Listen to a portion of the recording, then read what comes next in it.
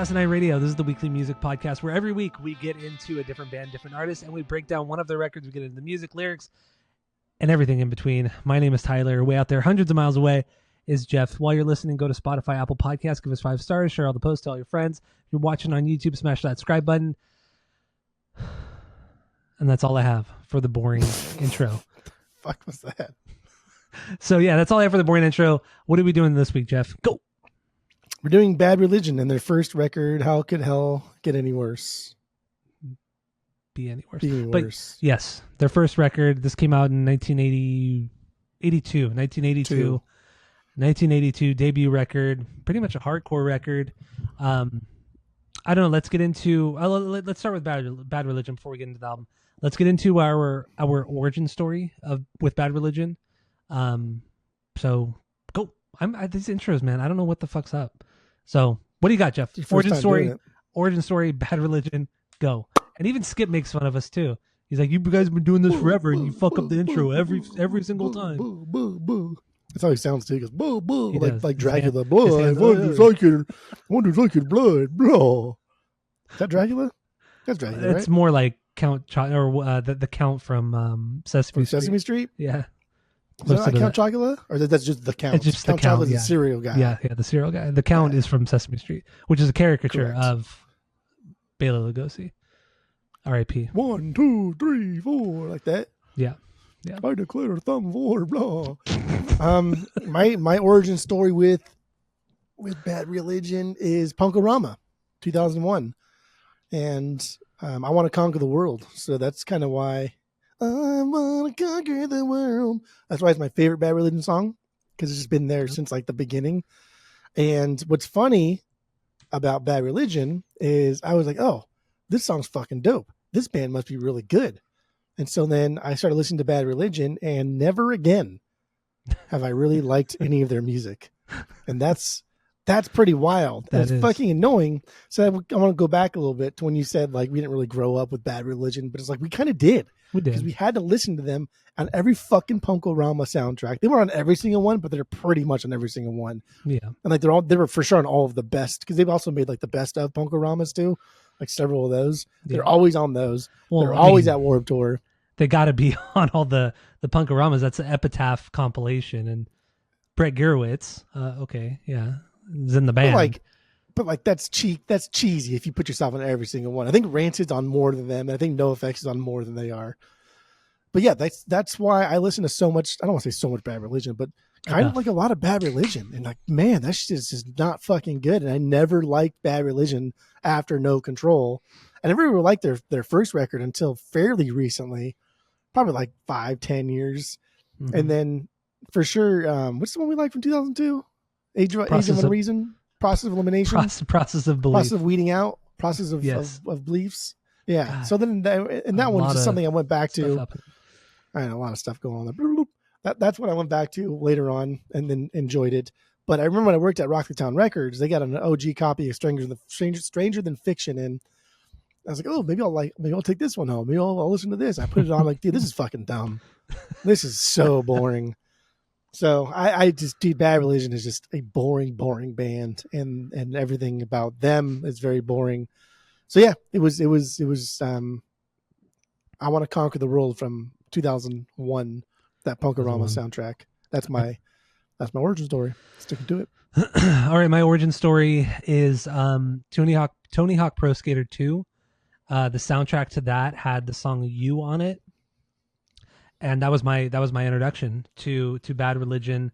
And I remember hearing that song, while I was playing the game, and I thought it was okay, but it's just like, oh, I'd rather listen to Papa Roach. I'd rather listen to Rage Against the Machine, because I'm a cool metal kid, in 2000, with my black fingernail polish and shit. Eyeliner, Liberty Spikes. At that time, I wasn't doing eyeliner, but yeah, Liberty Spikes for sure. So yeah, that was my introduction to the band was that soundtrack. Mind you, we were born in 87, so we were 13 years old when that game came out. So we're in our formative years. And then after that, I went back and I listened to No Control. I really liked it. But it wasn't until the Process of Belief came out where, hearing Sorrow so much, and really any Bad Religion on K-Rock, just hearing those songs so much, And when Sorrow came out, I mean, they played that song so goddamn much. And so yeah, it's really that record I have a ton of nostalgia with is process of belief.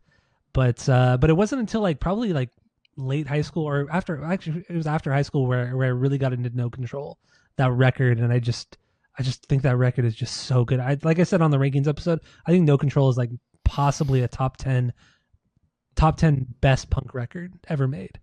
Like that record is fucking good. Okay, And I'm not, now you're being silly. Like if it's your personal favorite, that's one thing. But to think no, that's I like think it's top I think 10 it's like punk records ever made, I come on, think bro. I think it is. Yeah, I think it is. I think Come on, Bad bro. Religion, No Control is.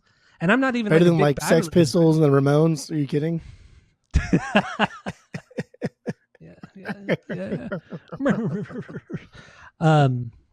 Yeah, I don't know. I think it's a fantastic record, and I'm not even really the big Bad Religion fan. I don't really care for most of their music. I think most of it's pretty mediocre. But No Control was great, and this album, how could Hell be any worse? Their first record. This is just a straight up hardcore record, man. That's my first impression.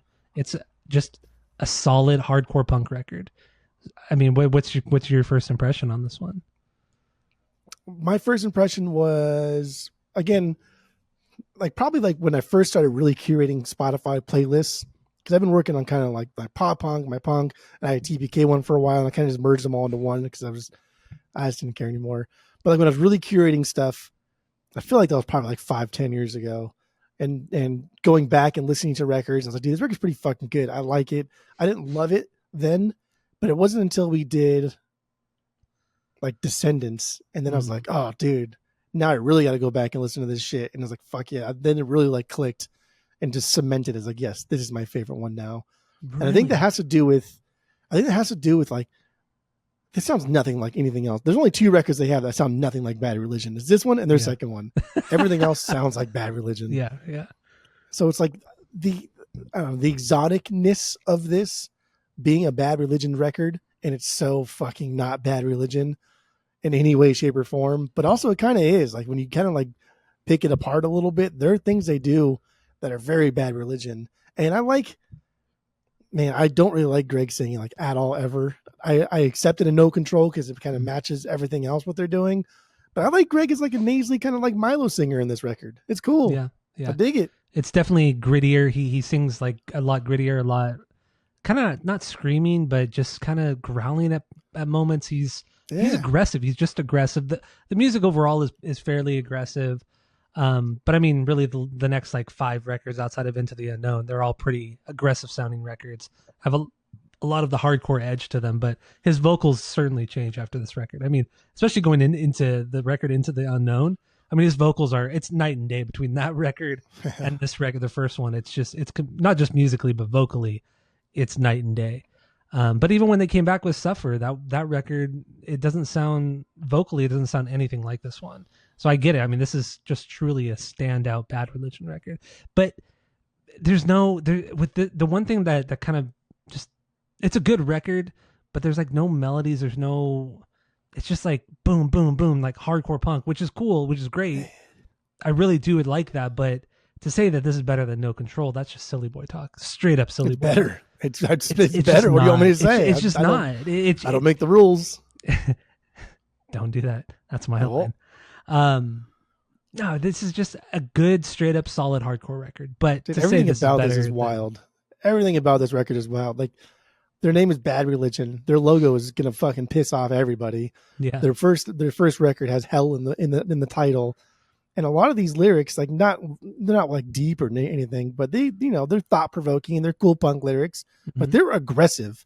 They are aggressive in like how not like anti-religion they are, but like anti kind of like douchey organized religion they are. Yeah. And they don't hide it and mask it behind yelling or whatever. Like he fucking just says it. And it's like all of that stuff is aggressive. And I get why he was like, like this stuff's probably not gonna, this won't get the light of day. Like it won't see anything.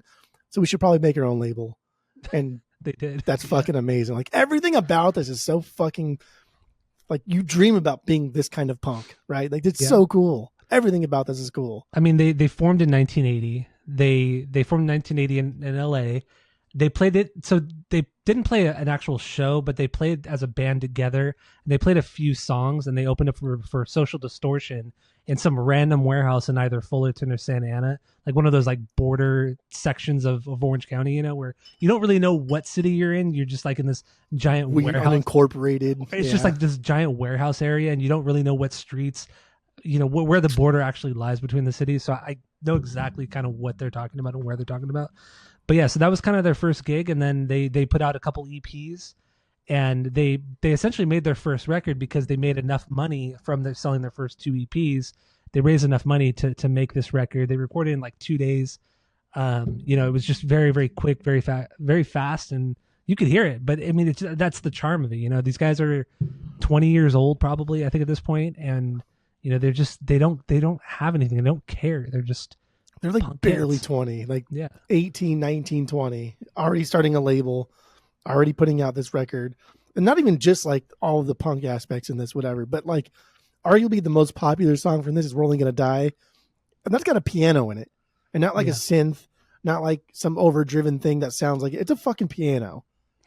And that's ballsy, dude, man. Like you try to compete with like Black Flag just dropped an album and the punk music movement is exploding, and you're trying to be hard and you're trying to be tough and fast, and you're playing the piano. And there's a song later on too where the piano there's a like that. Yeah, the slide thing. Damn, dude, like that's ballsy. I like. There's even another part in a breakdown where they use an acoustic guitar. Yeah, it's layered underneath the electric guitar, but it's very much there. You could hear it clear as day. I mean, it's cool. It's crazy. Yeah, for a band like this coming out so hard to do the piano, all that, as much piano as they did, and then the acoustic guitar is something cool. So I dig it. That's edgy, dude. That's edgy, dude. When bands were bands, when punk bands were punk bands. When bands were bands, yeah. Fuck yeah. When bands were bands. Back when bands were bands. In my day, bands were bands. God, just a meaningless thing to say. Bands. You sound like a Mexican guy trying to say Vans, like the shoes. Bands. Stupid. Not talking about nothing. Not talking about something, everything. That's good. So let's get into a couple songs. I do you have any stinkers on this one? No. Yeah, I don't either. I think every song is pretty much a banger, but god damn, dude, these songs bleed together. This is just a record that you can't really pick any particular song out and just say, oh, this is the best one. This is the best one. Because there's for sure a best song on this. Absolutely. I would say like there's a top 3, maybe 4 songs, but everything after that are just kind of like they're doing the same hardcore song over and over again. I put my top 5, and then everything else. I was like, okay, I get it. Because yeah, you're right. A lot of this stuff, and that's par for the course for any kind of band that sticks to like one specific genre within their record. Yeah. And like we did NoFX not that long ago, and fucking hey, like even though they're all catchy and good, like damn, same thing, sound the same. Bad Religion sound the same. Ramones sounds the same. Yeah. Bad Brains even, why are they doing the hardcore stuff or they're doing the reggae stuff? It's like one or the other. And that's the exactly. Like that first Bad Brains records, man, it's just like if you put all the hardcore songs like back to back to back, all great, all fantastic, but they're all the same. Yep. Same song. But that's just punk music. That's hardcore music, whatever. That's punk music, whatever. That's why these records are 25, 35 minutes long, and they're meant to be listened to front to back. They're not meant to be, playlisted and all kinds of shit like that. So, and they're meant to be seen live. That's another thing too. Like, imagine seeing Bad Religion in 1982 playing this record. Must have been a fucking insane show. Playing at a little bar or warehouse show. I've been to a lot of warehouse shows, and those fucking things are crazy, man. You're out there until like 4 or 5 in the morning. Everybody's fucking shit faced drunk, and just band after band after band after band, like 10 bands playing all night. Now imagine like there's even less rules, right? This is the fucking 80s. Yeah, there's even less rules. Yeah. There's even less police out there. Where there's even fucking punkers are even harder than they were in the 2000s, early 2010s. Yeah. Like fuck that. That's wild. Like you're on your own, dude. Yeah, shit goes down. Yeah, good luck getting to a hospital or whatever, So, and no cell phones, no way of communicating, to that. No. Because what was so crazy about like the punk scene in the 80s was that, band like the Offspring always talk about it. Like they would always go out to Vegas and play in the middle of the desert because they were punk bands were punk bands were banned from playing like all the clubs in Vegas, like bars and clubs in Vegas. So bands would go out there and play in the middle of the desert, and they bring like a generator, like a giant generator, and then hook all the amps and shit up to the generator, and then just like play out there for 30, 40 kids, and that's it. That was the show. Like that's fucking That's so the sick. only gig they could get. It's Seriously, terrible. because punk was hated. Punk was hated so much in the 80s. So it was like the fucking Wild West. That was back when punk was punk, baby. When punk was punk, baby. When bands were nothing. bands. When bands were bands, punk was punk. Bands were bands. God, it's so annoying. It's meaningless. So what's your number one banger? Your 1B? We're Only Gonna Die. That's easily the best song on this record. That is easily the most recognizable song on this record. It does kind of have a melody and structure. I think I cheat a little bit with this one though, because Sublime has long covered this, and that's where I've heard this is because of Sublime, and much like the Descendants too. I've always liked it, even with the Grateful. God, dude, like Sublime's covered Grateful Dead constantly with Scarlet Begonias. They covered Descendants and they covered Bad Religion constantly, and I just never cared to get into any of those three bands. And now look at me, huh? Yeah, look at you. So yeah, We're Only Gonna Die. That's absolute punk classic, man. This main riff is just so fucking dumb. It's so basic, but damn, it is absolutely perfect. But it's Drums played are so fast. Yeah. They're barely holding on here. The song flows and bounces so well, and then they slow it down, and like the transition to the slow down part is just it's garbage. It's absolute trash. Terrible drum. There is no it's abrupt. It's stupid. It makes no sense. But then getting those good punk chugs, and this is where the acoustic guitar comes into play too. The piano. And the piano, yeah, you could hear it in the song. It's so the acoustic guitar just comes out of nowhere too. It really does come out of nowhere.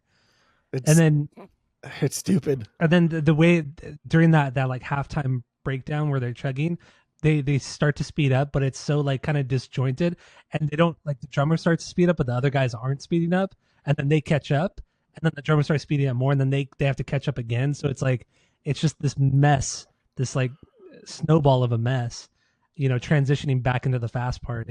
It's a mess of a song, but I love it for it. I love this song because of it.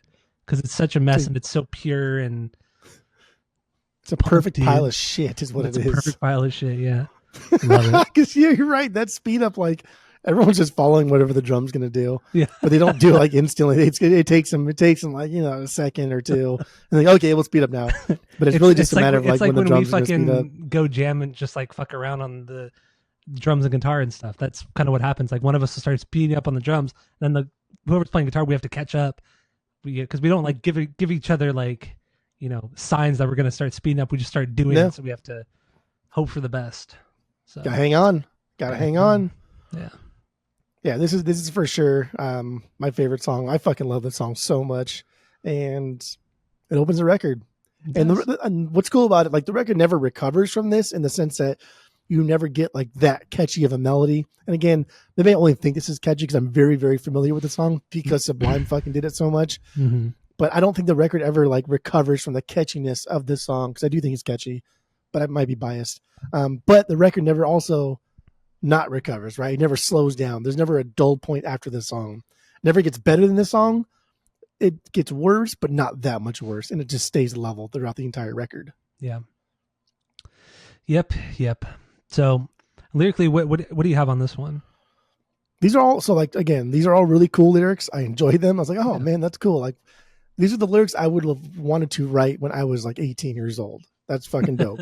They're not dumb. They're not really deep. They're pretty superficial, but they're aggressive. Mm-hmm. And this is kind of the whole modern man concept, right? Like this is about like modern man feeling the need to just constantly create like oppressive governments. Like everything we do is just creating something oppressive, something that's going to destroy us in the end. Yeah.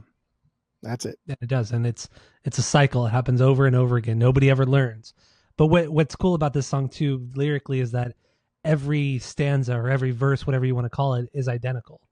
So it's just repeating itself, history repeating itself, the song's repeating itself. So that was fun. It's a fun little thing to do. And I like it. And once again, with Greg's lyrics, like you said, they're aggressive. They're very on the nose, very literal. He's not one to throw out metaphors or analogies. I mean, it's just at face value. Like that's what you're getting. It doesn't sugarcoat Yeah. anything. Like for I better or like it worse, though. I like it too. I It's kind of refreshing. It's not emo at it's all. It's yeah, it's very nice to hear somebody who cares about the lyrics. He does take a lot of time writing his songs, and he does care about the content of his songs. mm-hmm. But it's nice to get, I don't know, kind of a more blue collar approach to songwriting rather than something who's trying to be overly pretentious. And I like that. That's cool. I like it too. And it to me this week I was like comparing him to Jello because their lyrics are similar in nature, in theme. They're Yeah. similar, but the way Jello approaches it, I feel like is a little bit more maybe intelligent, but also done in a very very sarcastic way. Where Greg has Yeah. zero fun with Yes. everything he does. Even the stage presence, like you watch him, he's like watching the singer from Bounted Souls, like zero energy on stage. But yeah, it's just like completely serious guy. And I don't know. That is true though. Like Jello's songwriting is also very easy to digest, and Jello's like very flippantly militant, right? Mhm. Like, let's lynch the landlord. That's an aggressive lyric. That's like Yeah. when you say that, that's an aggressive thing to say. But the way he says it, like, Let's lynch the landlord, let's lynch the landlord. like it's so stupid. It is. Like, dude, you could say anything in that way. I'm gonna sing along because of how fucking dumb it is. Yeah. It's fucking great, I man. like that. It is great.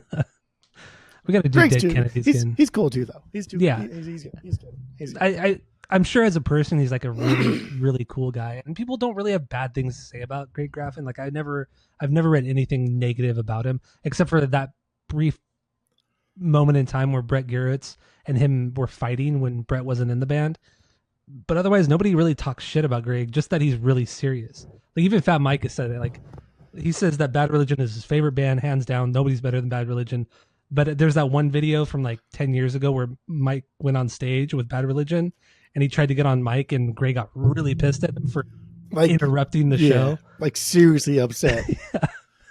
I think Fat Mike was drunk in a skirt and just being an asshole and just like, dude. But like everybody else on stage was having a good time. Like they were laughing at Mike, but Greg was having nothing. He wanted nothing to do with it. With the tomfoolery. I think just by osmosis, I think people just love Bad Religion. They love Greg because of Epitaph. And how long Epitaph has been just letting us know who like the cool punkers are, right? Like those Punkaramas, they meant something to us growing up. That was how we big thing. That was our random Spotify playlist for the year. Like that was fucking cool and it was awesome. And a lot of the songs that were on those Punkaramas were just like B-sides or songs they did just for the Punkarama. Mm-hmm. Like that Pennywise and X song, that was just for the Punkarama. Which is so cool.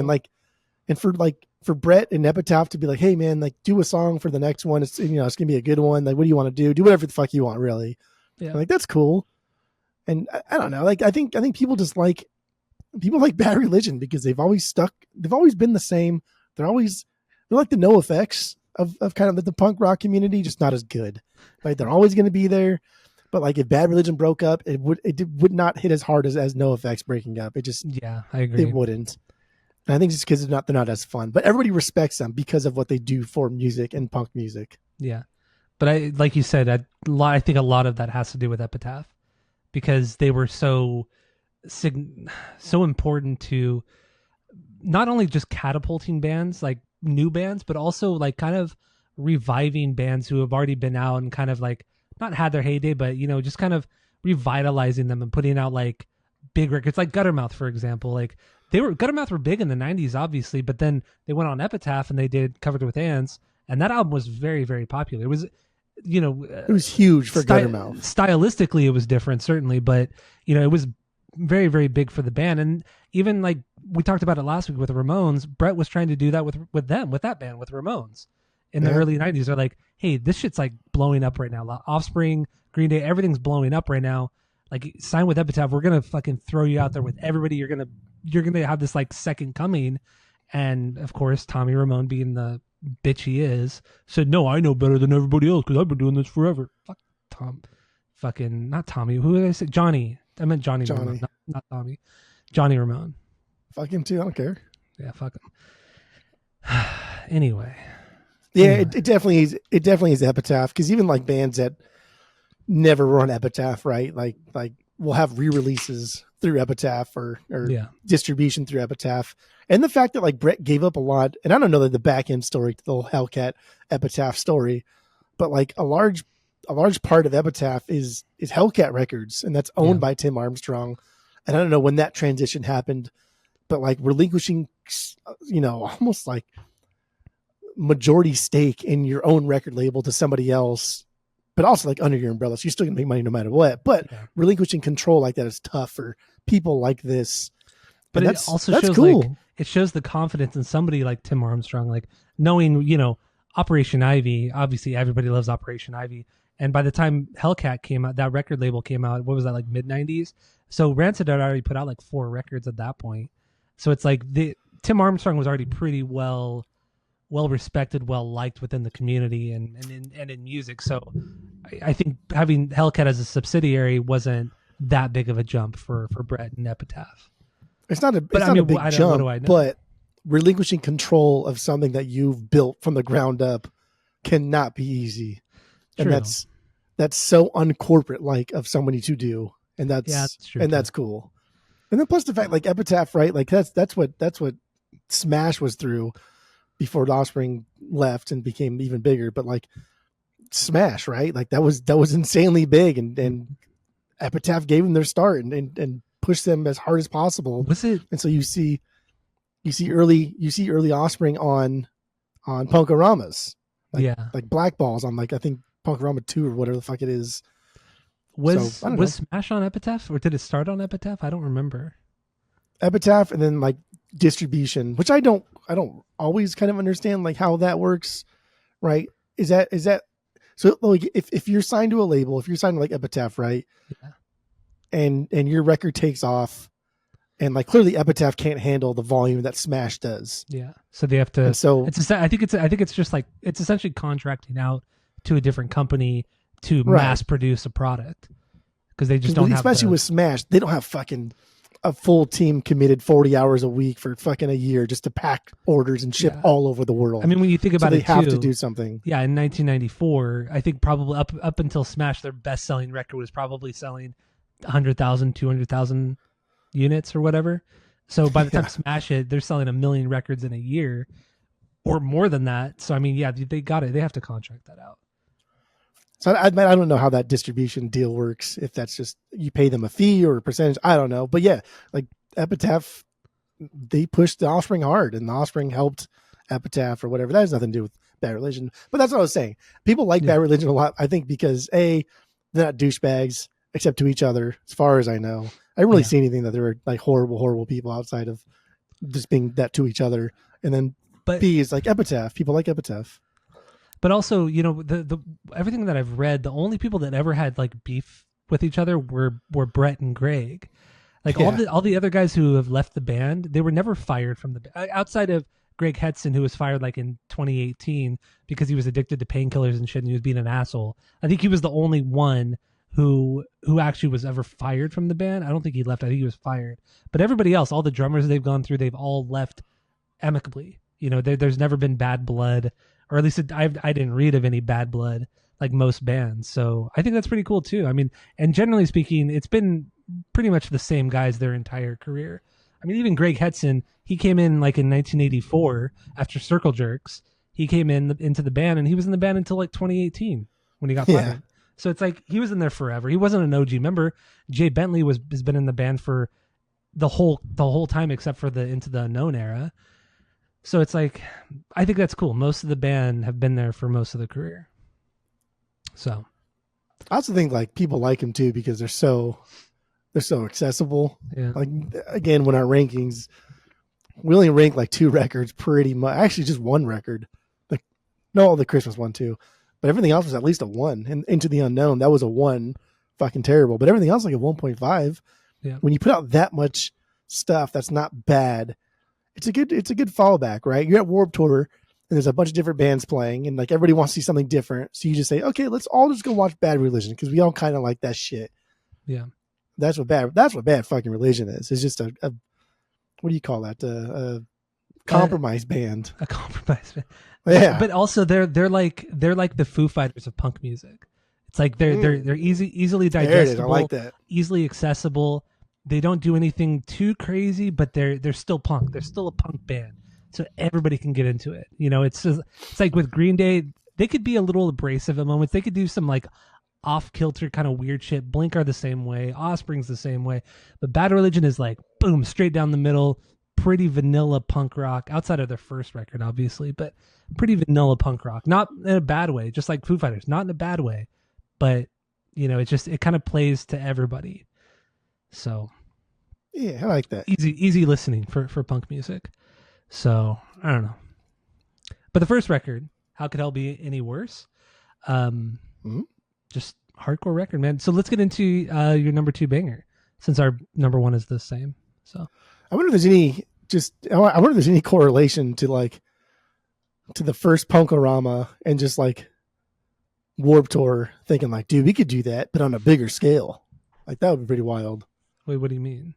Because Punkorama came out before Warped Tour. Warped Tour was after Punkorama, and so Punkorama comes out on this compilation of all these punk bands, and they're not even all punk. Sometimes, like sometimes they're a little bit off, and sometimes they're really aggressive, and sometimes they're not that aggressive. But it's a cool compilation. What does that have to do with Warped Epitaph Tour? bands? Because what is Warped Tour? Warped Tour is literally a compilation fucking concert. Well, yeah. So I'm wondering if Kevin Lyman's sitting there thinking like, damn, that's cool that he did that. I could do that too on a bigger scale and make a fuck ton of money off of that. But the point was, I wonder, I'm just speculating, but I wonder if there's any correlation there. Bet you there is. Probably. And that's the reach of Epitaph, baby girl. I'm telling you right now. Anyway, let's go back to the album of the week that you hate so much. My third favorite Rancid record. Not Rancid. Yeah. Jesus Christ. Rancid. Bad Religion. Bad Religion. You know what's crazy is the Dropkick Murphys. Their records were on Hellcat and not Epitaph, even though it's Epitaph. Really, I didn't know that. They released up through Hellcat. Yeah. Tiger Army too. I think their first 3 records were on Hellcat. They weren't on Epitaph. But that don't fucking. But they makes sense. Though. They put out a lot of records. They put out a lot of records. But that fits, right? That's going into that sound. Like Dropkick Murphys is fucking bizarre. It's weird. I guess so. I mean, really, the only correlation between Tiger Army and Rancid is that they're both Bay Area bands. That's really it. Music stylistically, they're very different bands. But anyway, 0-2. What do you got? 0-2. What's your number 2 banger? 2B. Was that also your 1B? Yeah, We're All Gonna Die. Go boy, come here, good boy. Number 2 is Fuck Armageddon. Fuck Armageddon. This is hell. That's my 2B. Okay. Fuck Armageddon. That's my 3B. So what do you got? Good, dude. Cool intro, and like that drum roll leading into the verses. That's so cheeky from that whole all the way around. That's cheeky from a punk drummer. Like, bro, like daddy chill. You don't need to do that. This is not that crazy, but I love it. And that's their OG drummer too, before their other drummer, I guess. But yeah, that was their OG drummer from their EP and a couple songs from this one. But anyway, the descending riff plays a big role in this entire song. Yeah. And I like the way they play around with it, because that's like, what are you going to do, man? That's what punkers do. We just, you take 3 or 4 notes and you kind of put them in different orders. And like, that's a song, dude. Sing something. What? I don't know. Just yell. Boom. Song. That's what Fuck Armageddon is. Yeah. But then they throw in this little kind of like proggy lead part, right? This little part there where it's like... There's quite a few moments on this record where all of a sudden a guitar solo drops into it, or it's just weird. It's so random. Or there's like 2 guitar solos on the song. Something you just don't hear in any punk song, especially at this time. It's weird. It's really, really weird. But a little foreshadowing of their second record there, maybe. Huh? Could be, yeah. A little proggy. But that intro sucks, man. It's fun. It's so fun. Cool. Just that it's not even like a cool bass line. It's just like down circuit. It's like somebody who just learned how to play the bass or learned how to play the guitar. So like they're still looking at like their hands while they're playing and everything like that, making sure they're hitting the right strings. Like it's just very amateur. I like it though. I like it. And then it just drops into the punk song. But that chord progression, that main chord progression, it's the Vandals did it like 10 years later, but I can't. I've been trying to figure out what Vandal song it is, but I can't place it. I think it's something off of Hitler Bad, but I cannot place it. It's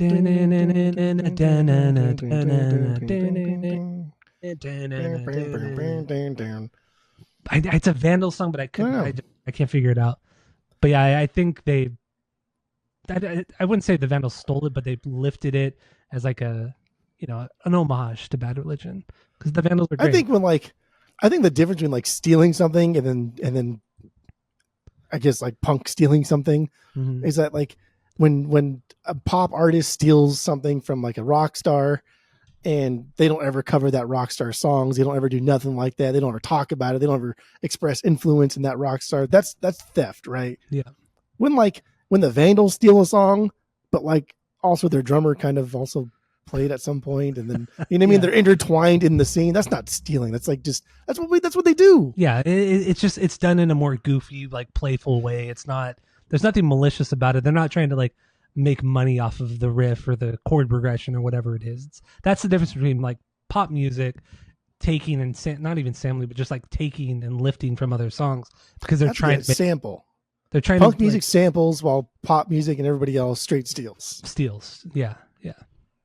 Even though it's kind of bull stealing, but like it's not really stealing. Yeah, but the Vandals would have no problem playing that if they're owning for Bad Religion. They would have no problem playing that and laughing about it. No, exactly. And that leads me to, I know I've talked about it on the pod, but it's still so fucking funny to me every time I think about it. But when I saw the Vandals like maybe in 2009 or 2010, and it was their Christmas formal, and Brooks Wackerman was playing drums. No, it was after he was in Bad Religion. So this must have been like, I don't know. It's probably like, probably 09 or 10. But Brooks Wackerman was playing with the Vandals that night, but before every single Vandals song, they would play like the first minute of Sorrow from Bad Religion. Before every single song. That's so good. And it was so fucking funny, and everybody loved it. Everybody cheered after they finished the 1 minute, and then they would go into the next Vandal song, and then they make fun of Bad Religion, or they make fun of Brooks Wackerman for being in Bad Religion. And it was just, God, the Vandals are the best. The Vandals are the best. They're so funny. I love that band so much. Love that band. I mean, overall, you could make a statement that the Vandals probably are the perfect punk band. Yeah. It's the perfect amount of trolling. They're super fucking talented. They write great fucking songs. Like they're so subtly funny and goddamn sarcastic. I think like overall too, they don't care about putting a record out every fucking year. Mm-hmm. Like that's not, they're happy eating at fucking, where was that, Filiberto's or Philippe's or fucking fidget spinners that we ate at in Placentia. El Farolito, the restaurant. Yeah. Papalitos. Like they're happy just being normal dudes. Just being normal dudes, man. Love the Vandals. Love them. Love the Vandals. That's why they haven't put out a record in like 20 years. It's been like 20 years since they put out Hollywood Potato Chip. And yeah, I mean, that's fine because that record's like, it's fine. It's fine. Their last two records were, they're fine. Everything before that, banger. So anyway. Fuck Armageddon. This is hell. I like it. I like that intro. It's cute. It's like when you're jamming, like, what do we want to play next? I don't know. Just play something, and then okay, boom, boom, boom, boom, boom, boom, boom, boom. Then go, just being annoying. Yeah, and all of a sudden, all right, go. That's basically like what we do every time I go jam at Dave's house. So good stuff. So lyrically, what do you have on this one? Fuck Armageddon. Yeah, pretty. Also, kind of relevant till today, right? Talking about how he tries to be good, even though he doesn't subscribe to like a set religion, and that's about it. Yeah, it talks about the hypocrisy of religion and saying, just saying how they judge people who don't believe them, but then are also willing to send their children off to war and to do heinous things in the name of religion and government and all that kind of shit. And how in the end he never says fuck Christians, fuck that's true, Jews, fuck anything, just fuck Armageddon, right? And he said like he does like curse. I think cursing has a place in music and commonplace to emphasize like aggressive points. Yeah. But he never says like fuck a certain type of person or a thing. It's That's always true. like a concept, and that's something, Yeah, yeah. right? That's something. And also on this record, he doesn't go after like any particular religion or belief. He goes after the organized religion part of it, like the big mega churches, or he doesn't go after people's faith. Like there's one song where he talks about like you can believe whatever you believe. You can believe in this, or that. I don't care. Just essentially don't be an asshole. Like it's not it's the people that have power. They are the problem. They are the ones that are making it bad for everybody else. And I like it. It is very Don't like believe in science. it's very teenage angst, very early 20s. Like I'm rebelling against the government and blah blah blah. We all had that thing when we were younger. But It's fun because when you listen to like punk music in your early days, probably like I would say up until the age of probably 15, and kind of just speaking for maybe us in America and our demographic, but like at the age of 15, when you start to realize that when he's saying like countries manufacture bombs and guns to kill your brother for something that he's never done, like before that, you kind of don't think too much about it, right? And then when you hit about that 15, maybe that 14-year mark, you kind of think like, what's he talking about? And especially now with the internet, and you can just look up just war and Pfizer and horrible corporations, and you're kind of like, oh shit, like that's what he's talking about. And so that's always like a kind of a rite of passage, right? In punk music is when that thing clicks on your head, and like, holy shit, the world's fucking garbage. But and the people that I trusted are garbage. But that's also the thing too, when you're 14, 15 years old and you realize that things aren't happy, things aren't great, there's a lot of corruption and a lot of fucked up people in the world, it hits you so hard that you don't know how to react to it. So you go to the extreme and say, fuck everybody, I'm an anarchist, blah blah blah, I'm this and that. But then as the years go by, you become more desensitized, you become more jaded, and it's just like now, like I understand, more realistic too. More realistic, definitely. But yeah, when you know nothing, then all of a sudden you get this wealth of information flowing into your brain, and it turns your whole world fucking upside down. So that's why so many kids at that age are just like, they're just rebelling against everybody, not just their parents, but everybody. And every kid wants to be an anarchist. They want, they want to do whatever the fuck they want. I think like if you're young and not like an anarchist or not extremely liberal, then you're a fucking little monster. Like you should not trust anybody over 30. You should hate everybody. Like, you know what I mean? Like you should just be, because that's how you like experience things and really get to know like yourself and the world around you. The older you get a little bit more conservative when you start making money and taxes come into play and like insurance and things like that. Then you get a little bit more conservative. But like as a young kid, man, you got to be fucking liberal and anarchist through and through. Yeah, straight up. You do, but it's also hard to take somebody who has, because when you're a kid, you take one side and you don't move from that stance. It's like that's what you believe in. That's it. Yeah. You're unwilling to listen to other people's perspective on anything. You're not willing to learn outside of what you think you know. That's part of life, man. It's part of life. It's part of being a dumb kid. It's part of being a dumb kid. And they have a song on here that addresses that exact like sentiment, and that's fucking wild. That's cool. It is very cool. All right, we're back after that short little break there. So I figured out while we were away for that moment. Not surprising. What that chord progression that the Vandals took, what Vandal song it is. It's Supercalifragilisticexpialidocious off Live Fast Diarrhea off of that record. The opening riff of that song, of that cover, the Mary Poppins song, is the riff. Yeah, go look it up right now. It's because I just double checked before I got back on here. It is the riff. It's exactly the same. Even the drum part too. When the drums come in. Yes. Fuck yeah, that's awesome. Yes, I love it. And I like that they lifted the Bad Religion song for a cover that they were already doing. The Mary Poppins cover. I fucking love it. The Vandals are perfect. That's a perfect example of sampling, not stealing, because it's the first thing you hear in that fucking song. Yeah, like it's the opening. They don't mask it at all. Yeah. It's right there, fucking bare ass naked. That's amazing. That's so awesome. Yeah. The Vandals are the best. Good. Vandals are the best. Good pickup. Pick it up. All right, so let's move on to my Tubi, since I What's your really only Tubi? have like 4 or 5. So part three, third Part three's song. good. Apparently, this is like also a part of some like kind of story across a couple albums. I didn't really know. I didn't read too much into it because I think it was kind of reaching and kind of. Oh, Yes, but it was reaching. yeah, It's one of those things where it's like they wrote part three, it's a goofy thing, whatever, and they wrote part four later, and then five at some point, and then you put them in out of order, and it like retcons this as yeah, being an actual part three. Like, nah, fuck off. yeah. This is just stupid. It's stupid. Yeah. So this is kind of like a more mid-tempo song for the record. It's definitely more one of the more melodic songs, which makes it stand out because, like we said, this is a very much a hardcore record. But yeah, I don't know. And there's also like really long guitar solos in this one. Like we were mentioning Yeah, earlier, I think there's 2 guitar solos in this one, but they're really, really long for a punk song, especially for a punk song. And this song is only a minute and 48 seconds long. So yeah. There's it's a couple stupid. things.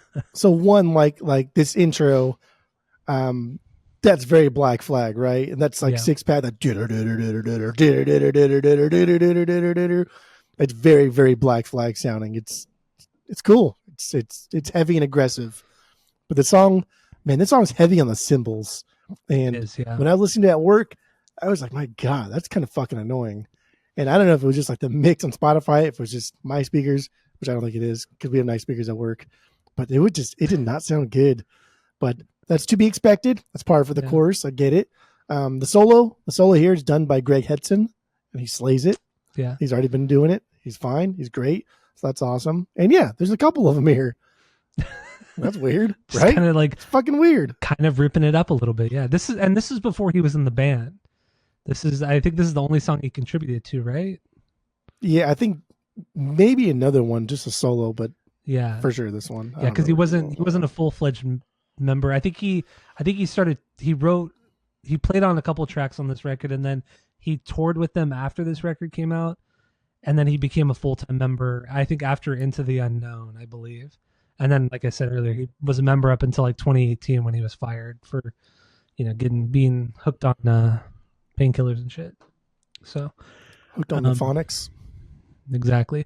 So lyrically, I mean, on this one, this is just kind of criticizing the powers that be and about endless wars and how just these governments and corporations are just making massive profits off the backs of the people of the world, and how the government just doesn't give a shit, and the government doesn't care about anything. They don't care about the people. All they care about is maximizing profits. That's what this song is to me, Here is because the I don't government know, hates everybody, hates the here's people. kind of like where I went off the rails too, because I've been this massive like World War II kick for the past fucking month, and just I finished a Band of Brothers, and I watched the Pacific, and I tried to watch Oppenheimer, and I was like, bleh. Watching Glorious Bastards because that's always a good palate cleanser, right? Great Because movie. it's fun to watch Hitler actually get killed by someone who deserved to kill them. Yeah. That's fun. But this one kind of like this one fell into that category of like that World War III mentality, right?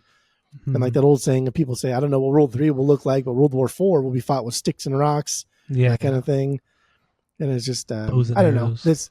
This one sent me back into because I've been reading so much about World War II. It's ridiculous. And not even just World War II, but like getting out of World War II and like the Truman Doctrine and just how horrible like we have been to other countries and stealing. Like, hey, you know what? You're done. Yeah, Then yeah, we just extricate you and put somebody else where I think you could be in. Like leading up into like the Bush thing, and like it's pretty fucking wild. And World War II is. I don't know. I like talking World War II. I'm like a World War II buff. Am I becoming a World War II buff? I think you are. I think you are. Dude, I might buy a book. No, you're not going to buy a book. You're not. You don't need to buy a book. I mean, everything on fucking line. Everything's free online. The fuck, I had to buy a book. But I really do find World War II absolutely fascinating. It is a fascinating war. It kind of like goes in, or it kind of blends into like the whole like World War II is being romanticized, and that's also kind of gross because it was fucking horrible for everybody involved, and it was terrible, and a fucking lot of people died. Mm-hmm. Across That's what really blows my mind is how many people fucking died in World War II. Just like send them in, baby, send them in, send them in, send them in. Yeah, just disposable. Like T.I.'s bringing them out, we're sending them in. So anyway, Idiot. That's all I got for that one. All right. So let's I don't know, what should we get into? Your let's get through our bangers. What do you Okay. got for your I, 3B? in the night. In the night? That's like that's not even a banger for me. That's like lower tier. 7. If I had to put it somewhere, it'd be my 7. Night, But let's get into it. In the night. So this is hella fun, right? It's a perfect punk tune. PPT from NorCal or something. From NorCal. Fuck out of here. Gwen Stefani says hella, so I can say hella. I don't give a fuck. Gwen Stefani's He's definitely dumb idiot. Oh, baby girl. Come on, Skip. I'll fight you. You know Skip, you're getting what do they call those walks? Those wild walks, the double doubles, the dub dubs. Friend of the pod, Skip. Whenever he listens to the podcast dubs, and he pretends that he's like upset with something we said, while he's walking his dog in the morning in merry old England, he's fucking gets on there and starts like yelling at us, and then he sends us these nasty audio files of him saying how stupid we are. Get the fuck out of here, Skip. It really is like whenever I wake up in the morning, it's my favorite part of waking up. It's not the Folgers. It's the Skip's rants. The SWRs, the Skip's walk rants. Skip walk rants. That's what or SRW, skipping rant walk. I don't know. SWRs. We'll call it SWRs. But anyway, in the night. This song's amazing because he's like got the Milo rasp going on here, right? Yeah. Like that's what it sounds like. And these guys. Dude, these SoCal guys love to just be fucking annoying and raspy. But butts are for pooping. I will give it to Greg that it's a smart choice that he did not do this anymore after this record. Like, if you want to stand out, if you want to be successful, if you want to make money, but also still be a punker, like you got to sing, dude. You actually have to sing. And that's cool. That's fine. But I like his voice here. This never would have worked past that third album. They would have been done, but I like it. Yeah, I mean, I get it. I mean, he does kind of have that raspiness in it, but it's still like a one of the mid-tempo songs on here. There's some fun little like guitar little flourishes that go in and out of certain sections, but otherwise, and the bass. There's good bass in this song. It's good. It's fine. This is like the only song where like you hear really squirrely like doo-doo-doo-doo, doo-doo-doo-doo. And then the outro is straight up just bass, like doo-doo-doo-doo, doo-doo-doo-doo, doo-doo-doo-doo. Stop. It's not a bad song. Done. It's not a bad song. And I feel like lyrically on this one, this is just I feel like this is just about depression and just him being depressed because of the world around him. So what are you doing? Like a bug or something flew on there. All right. There you go. It's weird because I blew into the mic thinking that it would also blow the bug off the screen. That made no sense. Just being annoying for no reason. Yeah. Well, there was a bug. I know, but you were never mind. So yeah, In the Night, it's an okay song. It's fine. It's good. It's good. In the Night. All right, that's okay. I don't know. So what other songs do I have here? My 3B. I only got 2 more Bs. I have one. Latchkey Kids. Latchkey Kids. Was that the second song, right? Yeah, second song. Yeah. Second song. It has this. It's a very fast song, but it's very stop and go. So everything will stop. The guitar will start up, and then everything will drop back in. It's just very kind of like herky jerky. It's fun. It's a little bit different from everything else. There's a shitty guitar solo, leading out of the whole song, and also, it's a good song. It's a good follow up to Armageddon, or We're Only Gonna Die. Sorry, Armageddon. It's a good song though. Another shorty, minute 38 seconds. Yeah, Latchkey Kids is cool. This the slow fasting works well. This is one because everyone comes in like different parts and tries to like help out that slow part. Yeah. To get a little more action going on. And it doesn't quite work out the way they probably envisioned in their minds because they're not a band yet. They're just a bunch of fucking kids doing a lot. Like these kids were doing a lot in this era of the band. Labels, touring, records. Yeah. So but it's cute. It's cute, and I respect the commitment. And yeah, the solo. Solo's a solid solo. A bunch of dumb fucking kids right now, a punk song. It's a solid solo. It's cute. It is. And like I said, that's what this record is. It's cute. It's cute, yeah. And this song, very herky jerky. That's the best. I think to me, that's the best way to describe the song. The stop and go, speeding up, kind of bad, and is kind of bad, and I don't know. I like it. It's a good song. Solid song. Different. And this is just his criticism, Greg's criticism of absent parents. Not to say that's a bad thing because the parents are doing something to help raise the family, but it can in some cases ruin the kid's future, not ruin their future, but kind of like make them turn to drugs or alcohol or whatever it may be. And that's kind of his criticism there with latchkey kids. It's interesting because that's interesting because latchkey kids was actually, it really was, because I saw on the online, like, oh, it was coined during World War II. And because I'm a World War II buff, I have to know for sure. And so I looked it up. I did some due diligence, dude. I did some research. Oh, you did, dude. And there's actually like something published in like 1942 about latchkey kids. And so it was coined during World War II because all the men were off at war and all the women had to go to work, right? To supplement fucking world conquest. And so like these kids were walking home alone. And like I've always thought about latchkey kids because like I walked, like we all walked home alone, fucking, you know what I mean?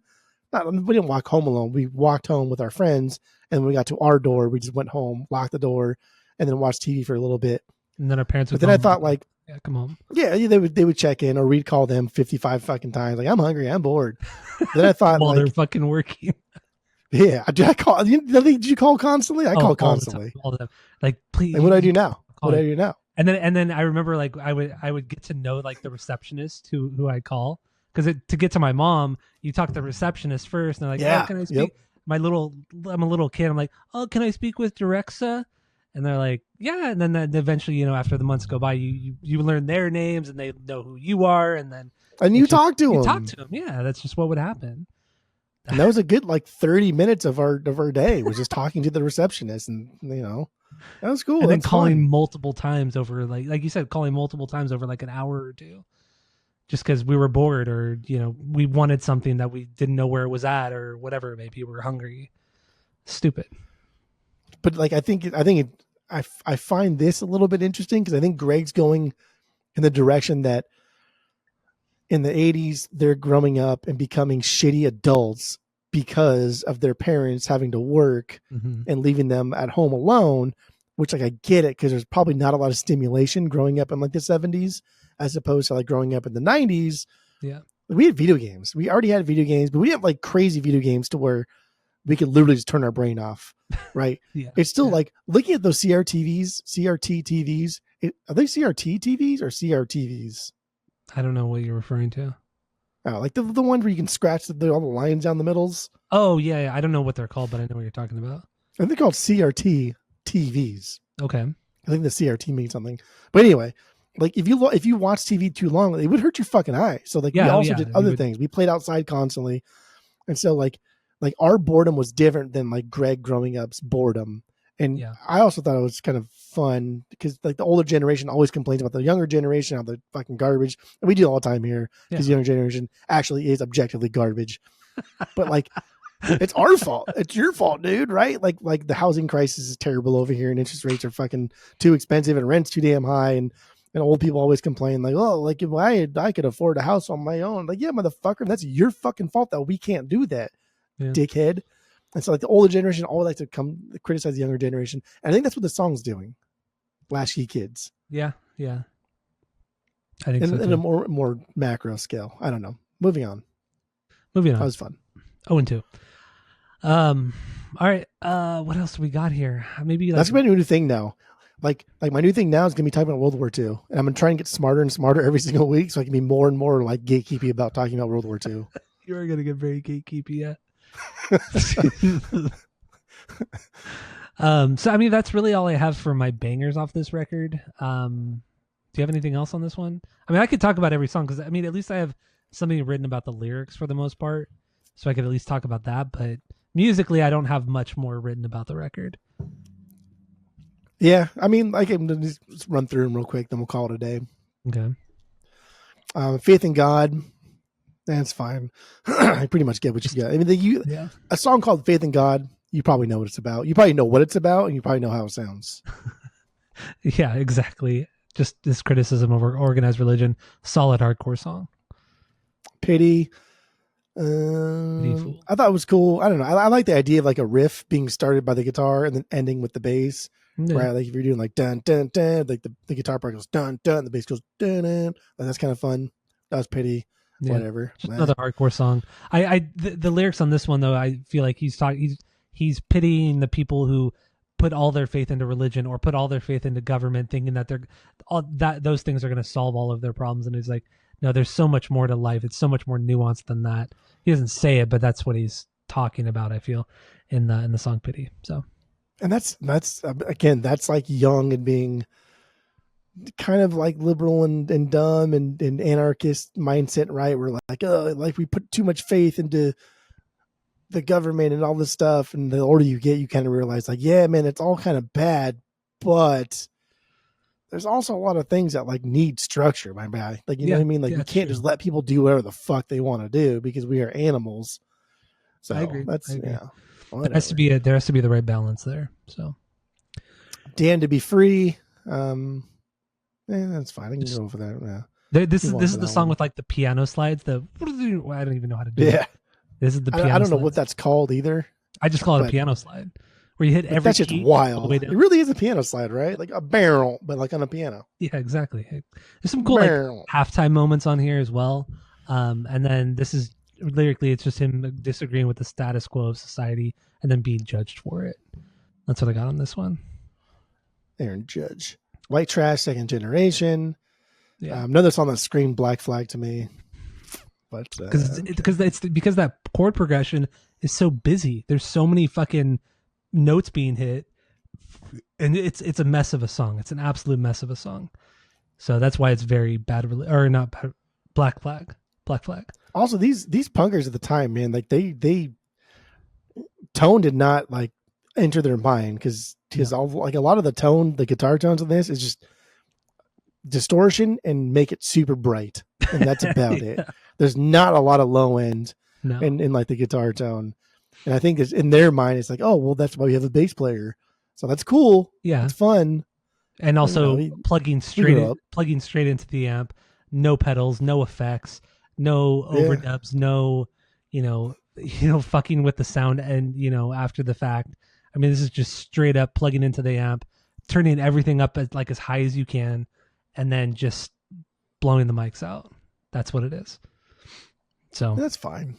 That's fine. That's what it is. And then lyrically, this song is just, I think it's this criticism of like conservative America at the time.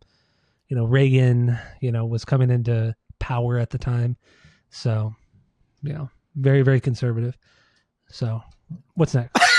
Jesus Christ. American Dreams. All of which are American Dreams. All of which. This is my 4B, actually, American Dream. I like the song a lot. Okay. I like the pacing. Kind of weird stutters, but it's fun. And Greg yells the harms at the same time. Like the lead comes in. Mm-hmm. And like, that's cool. That's fun.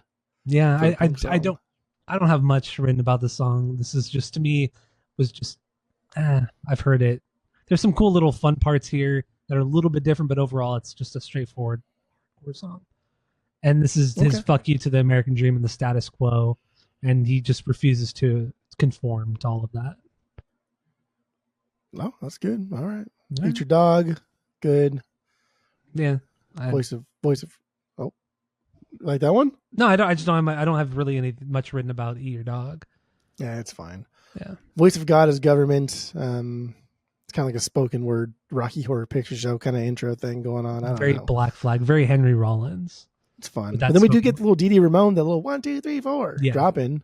Which is cool. Fun. Yeah, it's fun. Yeah. It's a nice nod to Oligarchy, more bright ass guitars. Yeah. Doing time, barely 3 minutes. Whatever. So that's all I got. Yeah, I don't have much either. Yeah. That's it. A lot of the same on here. So let's give our final thoughts. Let's give our final thoughts on this record, and then rate the record based off of our world famous 3-point rating system, where 3 is a perfect album, 2 is a good album you're going to continue to listen to, 1 is a bad album but give it a shot, and 0 is the worst thing you've ever heard. So what do you got? Go. Last breath and thanks. What? I don't even know what you said. Do you remember Corey Jansen used to do that shit all the time? Like, you would just be talking about something. Hey, last breath and thanks. I'll put that there, and then you would just walk away from the conversation.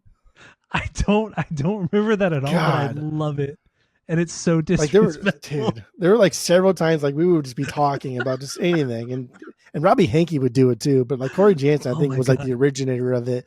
And he would literally just, you'd be talking, you go, whoop, last breath and thanks, and then walk away. Like, what the fuck? Dude, Corey like, piece of Jansen, shit. he was so dry. He was so dry. He was so funny. And then him and I would do that thing. I think you did it too, where we would just be talking, or we would just come up to each other and we would just say, "You know what? Shut up. We're gonna be Shut talking. up. You know what? Shut up. Shut up for no reason. Shut up. You know what? Shut up. Just all fucking day. That's what we would do to each other. But that what you did, the breath thing, that's fucking so disrespectful. It's so fucking annoying. Last breath and thanks. Because you have to laugh because it's so fucking dumb. It's so but also it's kind of because you don't get to finish your thought. Like you were just interrupted and you know you're never going to be able to finish that. That's annoying. I'm annoyed again. Breath and I think I know what I was talking about. See, whatever I was talking about was completely fucking worthless. Damn, that's Bad a guy Religion I forget is about all the time. Sorry, now I'm just thinking about Corey Jansen and all of the stupid shit he would say. Like, he's just a guy I forget about, and then every a couple years, I'll think about him and just start fucking laughing. He was fun. He was a fun dude. Yeah, he was really nice. And like, he was also really, really nice.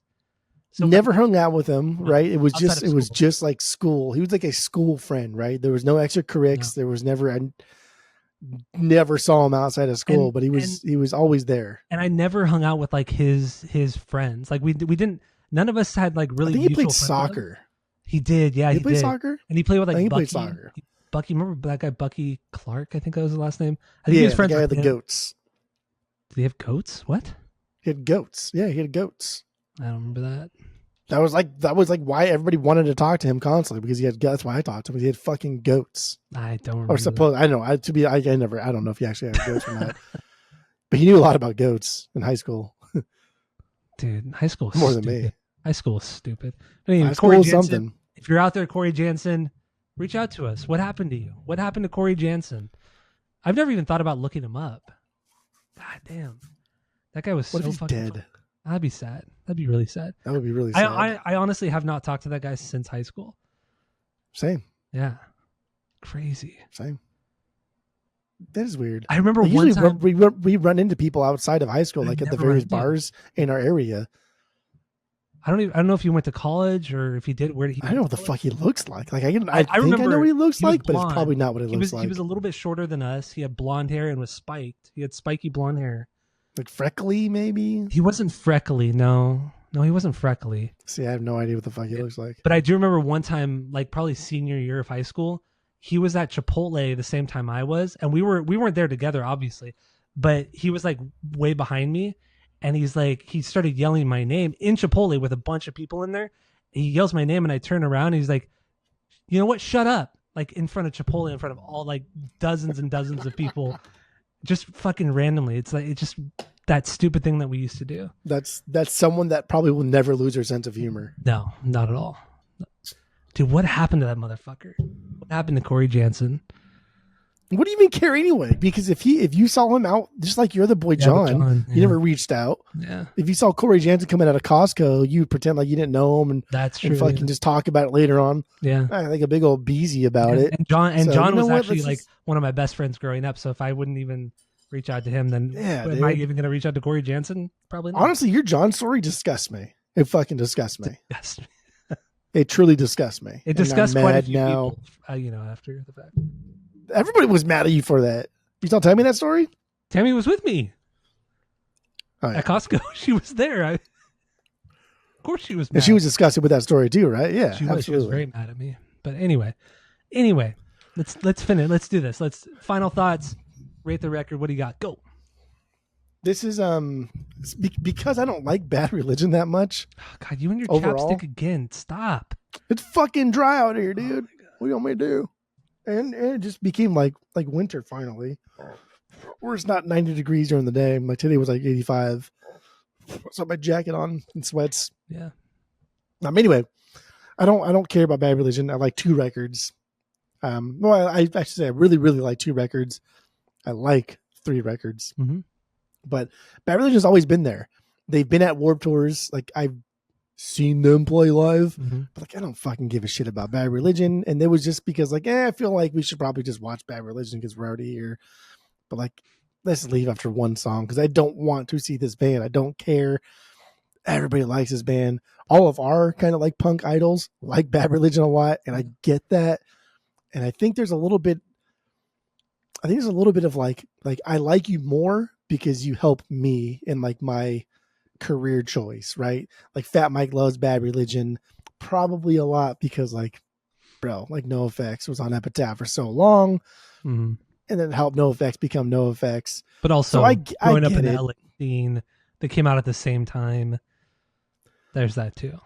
But already NoFX was better. Like already NoFX was better. Straight up. And that's not saying much because that first NoFX record, oof.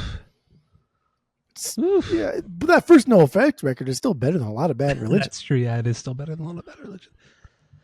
But you know, it's fine. Bad Religion is fine. I like this record a lot because, like I said, it's something that I got into later on. It wasn't something I grew up listening to. It wasn't something that I loved all throughout high school. This isn't like a camp thing to me. No one I can't really like Bad Religion.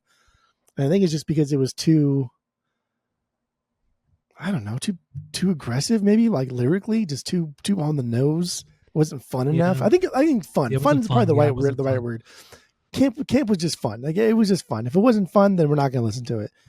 So I never really got into it. But I like it. I like this a lot. Like I like this a lot. I have an OG copy of this on the vinyls. Yeah, that's crazy. That's crazy. Got it from your store, Desert Grooves Records. Huge shout out. And what's even crazier is it came from a lady who only had Chud. She had fucking Glenn Campbell and fucking big band Lawrence Welk and like shitty Waylon and just like all the stuff that like, who the fuck is going to buy this? And like, what? That's Why so do you have weird this? To have this? Yeah. And she was old and she's like, I don't know. And I'm like, oh damn. Okay. Well, I guess I have to pay you a lot of money. Fucking not a lot of money. It's like $100 record, but or if you get a Radiation, $350. Anyway, crazy. Moving on. I give this as a punk record. I'm giving this is a high 2. This is probably like a 2.75 for me. Wow. I don't think it's perfect because it's going to be hard for me to find because I'm not like a hardcore punkman. Mm-hmm. It'll be hard for me to find like a hardcore punk record that is absolutely perfect. Because I don't think it should be perfect. I think it's inherently bad. I think the mistakes, the charm that come from hardcore punk records is in those like inconsistencies, right? Yeah. So if it's buttoned up, if it's tight, if it sounds great, if it's processed, then like that's not punk. That's not a hardcore punk record, my guy. Like even Damage would probably be the closest thing I would give to a perfect 3 in the hardcore punk realm if I didn't already give it a 3. But even then. Like there's some stuff on Damage that's just fucking dumb. The opening song is off time. They can't even play in time on the first song. It is true. Rise Above is an absolute mess of a song. Ding, ding, ding, ding. It's out of time. They're not even in time in parts. Yeah, it's pretty garbage. It is pretty garbage. I fucking love that song. But yeah, I think I give this a 2.75. I feel comfortable with that. I feel good with that. I think it's a good score for this. Okay. All right. So yeah, Bad Religion. Yeah, I mean, they've always been there. They've always been around. Never been like a go-to band for me. You know, I do have a lot of nostalgia with The Process of Belief because it came out in 02. It was very much. We were in high school. You know, we were sophomores in high school. 02 was a big year. 02 was a big year for us musically. What else happened in 02? Oh, the Angels won the World Series. Ugh. Say it. Say your little spiel. What? It's just the year that the world champion Anaheim Angels won the World Series. There we go. There it is. So yeah, I don't. They've always been there, but I don't have a rich history with this band. I've never gone out and listened to a lot of the records. Really, before this week, the only records I've ever listened to have been my top 3: No Control, Process of Belief, and this one. The how could hell be any worse? So I don't know. They're cool, pretty. Straightforward. Foo Fighters of punk rock, but I get their relevance within punk music and how they've inspired so many bands that we love. So with that, I'll give this a 2.25. I give this record a 2.25. I'll give Process of Belief 2.5. And then No Control a perfect 3 out of 3. Yeah, that's what I will do. That's what I So do. spoilers when we do No Control at some point. Yeah. I mean, I don't throw the 3 out of 3 out very often, but yeah, No Control is a perfect album. But yeah. But then we'll do other like hardcore punk bands, and they'll be like, "Oh, that's a pretty fucking record, dude. This is a pretty fucking record. I know every fucking song on this one." When Death by Stereo does a fucking song, then it sounds so different than every other Death by Stereo fucking song. Are you done? All right. So thank you all for listening. Go to Spotify. Go to Spotify, Apple Podcasts. Give us 5 stars. Tell your friends. Share all the posts. If you're watching on YouTube, smash that subscribe button. And that's it. That's all. Pickerwoods.